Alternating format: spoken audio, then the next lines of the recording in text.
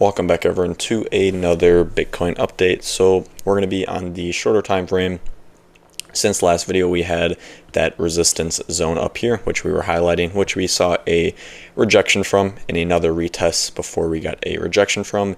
So far we could have had a possible top in this larger third wave, which could have been all of the 1, 2, 3, let me redraw that, in a larger 1, 2, 3, 4, 5 wave move up, and now we could be in this 3-wave move to the downside in a 4th wave. Obviously this support zone, it's not a magnet, it doesn't need to hit support, it's just here for support if momentum runs out and we do see a bit of a selling pressure and the price drops a little bit. If we do see this correction, it should happen in a B, 1, 2, 3, 4, 5 wave move down in that C wave. Our 100% extension for this C wave is at 69,963. So if we do see continued selling pressure and we start to hit this support zone, then that 69,963 for the 100% extension is a ideal target. Doesn't need a hit, doesn't need a bounce from it, but it's just an ideal target for a C wave. For our larger support zone between 68,400 and 70,100. So that's kind of our support zone for this move up. We've been talking about this larger, either a larger 1-2 setup to the downside. So far, it's only a 3-wave move. So we very well could break below support, break below swing low, and head lower for a extended B wave into a larger support zone in which we've tested multiple times and can have buyers step in again and get interested. And at the moment, we've only have seen a corrective sell-off. We haven't seen any intense sell-offs like we typically do. Maybe when we get a push-up, we typically do see these large sell-offs, which we haven't really seen yet. It's been a very corrective, choppy sell-off, so that's very nice to see as well. But that could have been from the political catalyst where people are just more bullish now. Again, that very well could be it. But overall, only a 3-wave move. So if we do break below support and swing lows, well then it's only a 3-wave move. It's just a very volatile movement with the political thing. What we want to see is we want to see a 3-wave pullback if we even get it. And then we want to see that final 5-wave move up in that 5th wave to create a larger first wave, in which either could be all of that B wave. That could be pretty much all of the of that, I guess, that larger B wave in which we were talking about, and that could be all of that larger rally before we head lower. Otherwise, it could just be a first wave, then we could get a 2nd wave pullback, 3rd wave up, 4th wave pullback, and then a final 5th wave up, which could put us to somewhere within that 80,000 range, maybe mid 80s. Could very well get us there before having that larger sell-off. So we'll kind of have to wait and see if we even do get that. We very well could just break below support and just start ranging again. That would be very annoying. But if we head over to the RSI, we hit overbought on the 1 hour. Usually when we hit overbought, it's not surprising to see some sort of sell-off occur right after, which is exactly what we saw. Same thing here, hit overbought on the 1 hour, formed a bearish divergence. Now we're kind of seeing a bit of a sell-off.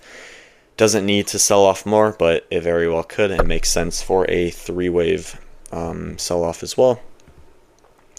4 hour, we also had that bearish divergence. However, we did see that large sell-off in the 4 hour, which kind of, to me, it resets the RSI a little bit, but technically is valid for a bearish divergence, which is exactly what we saw happen.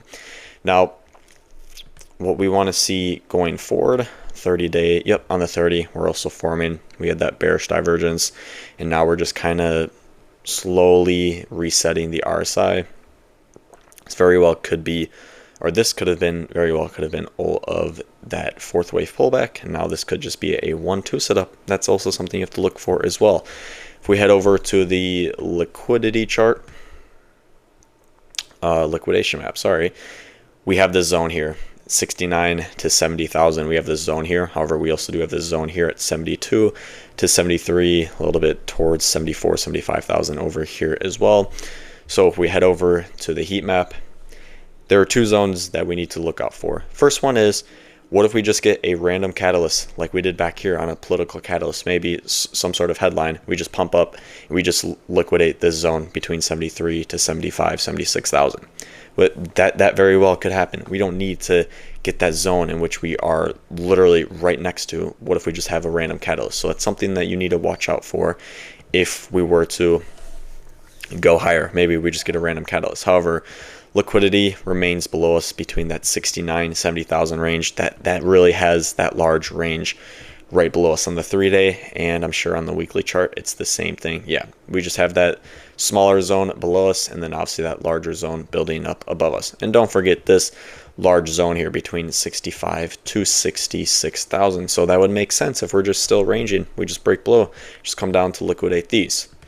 On the 30-day chart, longs have now flipped for shorts. So you can see we're pretty much right in the middle of these two zones here. That's 69, 70,000 range, and then this large zone here at 73 to that 75, 76,000 range. And even on the 90-day chart, these technically go all the way up to 80,000, maybe a little bit higher, with that large liquidation at 79,000. So yeah, that's pretty much what we're looking at for the shorter time frame. I'm leaning a little bit more towards just a sell-off to this 100% extension. But do not forget, we have that zone up here of liquidity of shorts. What if we just have a random pump up of a catalyst, and we liquidate these these shorts up here before getting a larger sell-off? That very well could happen. So we'll kind of have to wait and see. Market is remaining a bit down. RSI is resetting a little bit. Volume is getting lower for buyers because the market just closed or is soon to close. And now typically with aftermarkets, we do see lower volume. So maybe we could see a sell-off as well. On the 1 hour chart, wouldn't be surprising to see that as well. On the 4-hour chart, hit overbought, wouldn't be surprising if we do see. Obviously, we don't need to go to that support zone, but it makes sense liquidity-wise too. So short term, leaning a little bit towards maybe a smaller sell-off to that 70, or to at least the 69,963. However, don't be surprised if we do see a random catalyst pump, and then we do get a larger sell-off afterwards. So otherwise, that could have been all of our fourth wave, and now we could be in this fifth wave up here. So yeah, that's pretty much everything for this video. Thanks for watching, and we will see you next time.